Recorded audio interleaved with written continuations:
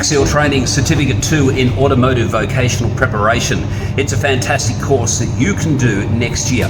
It happens over 4 terms. For 1 day a week you'll complete 12 accredited units, and it's what in the olden days we used to call a pre-apprenticeship course.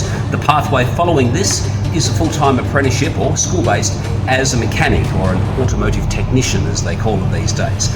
We'll show you everything that happens in an automotive workshop, how things function, all the safety information you need to know, and the basics of how a car works and how you service and repair.